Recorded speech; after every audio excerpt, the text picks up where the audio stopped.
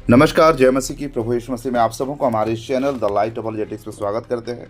मसीह मेरे प्रियो, इस समय मैं एक कमेंट का रिप्लाई करने के लिए ये वीडियो मैं बना रहा हूँ और ये बहुत ज़रूरी भी है, क्योंकि कुछ लोग जो है वचन को बहुत हल्के में ले रहे हैं।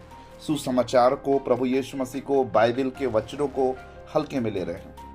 मैंने एक वीडियो बनाया था जहाँ पर एक बेटी जो है बहुत गलत तरीके से परमेश्वर का वचन को मिस इंटरप्रेट कर रही है। तो मैंने उसको सुधारते हुए मैंने वहाँ पर एक वीडियो बनाया। तब कुछ लोगों को बड़े तकलीफ हो गई। कुछ लोग उल्टी सीधी कमेंट भी किए और हमारे जो मित्र है वो लोग उसका जवाब भी कमेंट में दिए हुए हैं। तो मैं यहाँ पर एक कमेंट में दिखा रहा हूँ, एक कमेंट में दिखाऊंगा। वैसे तो 2-3 कमेंट ऐसे है, एक कमेंट में दिखा रहा हूँ, इसको आप पढ़िए। ये कमेंट में ये भाई का क्या कहना चाहते हैं, ये यही कहना चाहते हैं कि तुम तो प्रभु का काम नहीं करते हो, तुम लोगों पे गलती निकाल रहे हो। भाई, गलती कौन निकाल रहा है? गलती निकालने का मतलब क्या है? हम परमेश्वर के वचन में मिलावट जहां होता है वहां पर हम सुधारेंगे। आप लोग परमेश्वर के वचन में क्यों मिलावट कर रहे हैं? सबसे पहली बात यह है। और अगर तुम कहो क्योंकि भाई तुम्हारे मुंह में कोई लगाम नहीं है, कुछ भी बकवास करोगे, उठ के बोलोगे तुमको किसने ठेका दिया है ना, ऐसे भी सवाल तुम लोग करते हो। तो ऐसे सवाल करने वालों को मैं कहूंगा कि भाई, यीशु मसीह बाइबल तुम्हारे बाप की प्रॉपर्टी नहीं है कि तुम उसको मनमानी उसमें मिलावटी करोगे, ठीक है। और कुछ लोग ये कहेंगे कि भाई एक बच्ची प्रचार कर रही है तो उसमें तुमको तकलीफ क्यों हो रहा है? उसको तुमको प्रोत्साहित करना चाहिए, प्रोत्साहन देना चाहिए कि एक बच्ची प्रचार कर रही है। बच्चों का खेल नहीं है सुसमाचार का प्रचार करना, ठीक है। प्रभु यीशु मसीह भी, जब मैं ये नहीं कह रहा हूँ कि प्रभु यीशु मसीह जब बड़े हुए तब जाके उनको बुद्धि आया, ज्ञान आया, नहीं। वो तो खुद स्वयं परमेश्वर है। जब वो पैदा हुए थे तब से वो परमेश्वर थे, ठीक है। जब गर्भ में थे तब से वो परमेश्वर थे। लेकिन प्रभु यीशु मसीह ने हमें एक नमूना दिखा दिया, वो हमारे लिए आदर्श बन गया। और प्रभु यीशु मसीह जब वयस्क हुए, जब जवान हुए, तब जाके वो सुसमाचार का उन्होंने प्रचार किया। जब 30 साल की उम्र में जब प्रभु यीशु मसीह हुए, तब जाके उन्होंने सुसमाचार प्रचार किया, ठीक है। तो प्रभु यीशु मसीह हमारे लिए एक आदर्श है। यीशु को देख के हमें सीखना है। हालांकि प्रभु यीशु मसीह को तो वो जब गर्भ में थे तब से ही ईश्वरत्व की संपूर्णता प्रभु यीशु मसीह में थी। बावजूद इसके उन्होंने सुसमाचार का प्रचार उस समय नहीं किया था।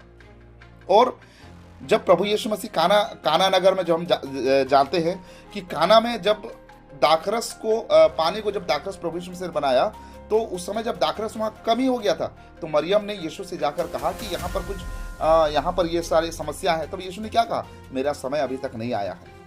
तो यहाँ पर ये सुसमाचार प्रचार कर रहे हैं, अपने बचाव के लिए यहाँ पर सुसमाचार का गलत तरीके से इस्तेमाल कर रहे हैं। और जब हम कहेंगे कि सुसमाचार में मिलावट यहाँ पे हो रहा है, तो ये लोग सो कॉल जो खुद को विश्वासी कहते हैं, ये लोग आके उल्टा जवाब देना शुरू कर देंगे। भाई, सुसमाचार प्रचार करना कोई बच्चों का खेल नहीं है। इसीलिए तो मैं कह रहा हूं भाई, बच्चों को मत खड़ा करो, ठीक है। बच्चों को मत खड़ा कर दो। नहीं, वो प्रॉफिट की बेटी है तो वो प्रॉफिट है, ऐसा नहीं है। प्रॉफिट की बेटी प्रॉफिट बनेगी, ऐसा कोई जरूरी नहीं है। तुमको उतना ही ज्यादा प्रचार करने का शौक है तो पहले वचन सीखो, अच्छे से वचन सीखो, वचन के साथ समय बिताओ, तब जाके सुसमाचार का प्रचार करो। तुम्हारे गलत सुसमाचार प्रचार करने से, तुम्हारे गलत तरीके से वचन को पेश करने से कितना बड़ा नुकसान हो रहा है, तुमको इसका अंदाजा है भी? जो लोग कभी वचन को जानते ही नहीं, वो लोग क्या देखते हैं? बड़ा स्टेज देखते हैं, बड़ा भीड़ देखते हैं, चलो सब लोग जहां जा रहे हैं हम भी वहां पर जाते हैं। ये देखते हुए वो लोग क्या करते हैं? वहां पर जाते हैं और गलत चीजों को सीखते हैं। गलत चीजों को सीखने के बाद वो उस गलत चीजों को अपने जीवन में अप्लाई भी करते हैं। सोच कर देखो, गलत चीजों को वो अप्लाई करते हुए एक जीवन जी रहे हैं, उसके लिए कितना खतरनाक साबित हो सकता है। हाँ? तुम कहोगे नहीं, अरे एक छोटी बच्ची है, प्रचार कर रही है, तुमको तकलीफ हो रहा है, तुमको ये हो रहा है, वो, तुमको प्रार्थना करना चाहिए। भाई, प्रार्थना करने से कुछ नहीं होगा। कोई गलत सुसमाचार प्रचार कर रहा है तो वहां पर परमेश्वर का वचन दिखा के सुधारना पड़ेगा, सुधार करना पड़ेगा वहां पे कि देखो ये गलती हो रहा है। और मैं यहाँ पर एकता के लिए मैं यहाँ पर कुछ नहीं बोला हूँ, ठीक है।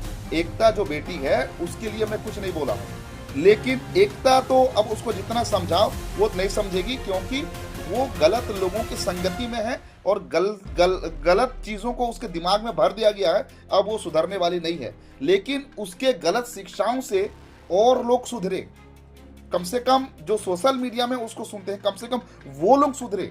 उसी मकसद से मैं सुसमाचार का प्रचार करता हूं। ठीक है, तो तुम्हारे यहाँ पर उल्टी सीधी कमेंट कर देने से तुम लोग क्या सोचते हो कि तुम अपने आप को बहुत बड़ा ज्ञानी, बहुत बड़ा विद्वान, हाँ हम अपने प्रॉफिट को प्रोटेक्ट कर रहे हैं।